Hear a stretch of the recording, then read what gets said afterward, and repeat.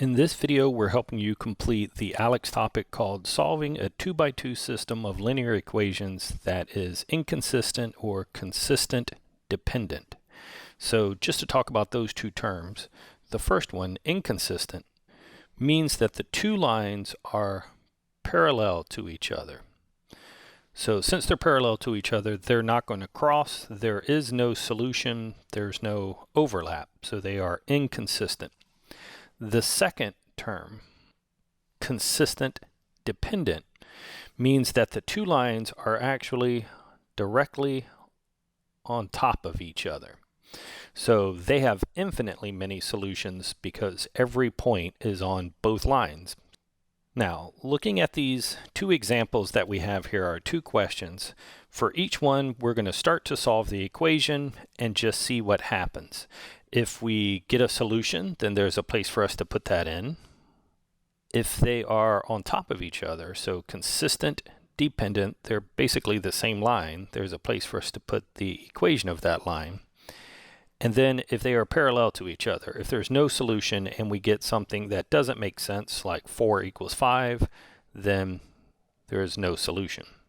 So for this first set of equations, since they're already lined up and easy enough to solve by elimination, since one has a minus y and the other has a plus y, I'm going to add these two equations, canceling out the y's, and I will have adding negative 10x on the left and negative 10, which is minus 5 plus minus 5 on the right.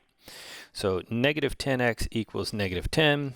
I can finish solving by dividing by negative 10.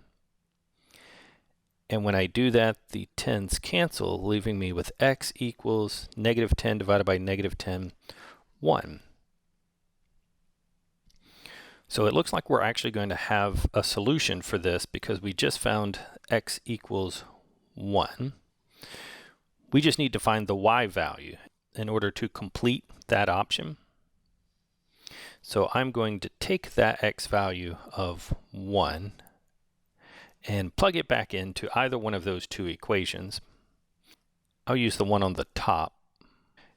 If I replace x with 1, then I would have negative 5. Instead of x, I replace it with 1 minus y equals negative 5.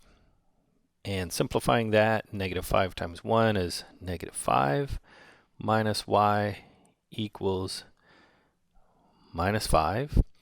Move this minus 5 over to the other side by adding plus 5 on both sides. And I'm left with minus y equals 0. Dividing both sides by a negative gives me y equals 0. So this has a unique solution of 1, 0. For the second equation, I can solve by either elimination or substitution. So just for variety, I'll solve this by substitution. If I take the top equation and solve it for y, that would mean taking the negative 4x over to the other side, adding 4x to both sides. Then we have y equals 4x minus 8. And then since we're doing substitution, I'm going to substitute that back in to the second equation where we see the y. So that will then be 4x minus, and instead of y, I'm going to put 4x minus 8.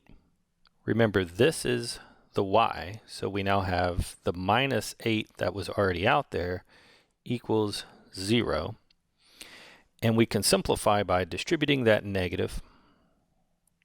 4x minus 4x plus 8 minus 8 equals 0. The 4x minus 4x cancels out, and I get 8 minus 8, which is 0, equals 0. So when I attempted to solve, my variables canceled out, and instead of getting a solution like x equals 0 or y equals 2 or anything like that, I have a true statement, which is 0 equals 0.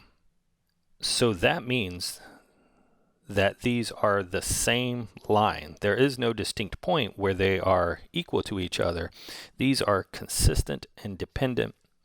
So this last option here, it has infinitely many solutions, and since I already solved it for y, I can just fill that in here, 4x minus 8. This other choice, if we would have had an equation that was no solution, whenever we were solving, instead of getting something that was a true statement like this, 0 equals 0, we would have gotten something like 4 equals 0, which would tell us that there was no solution.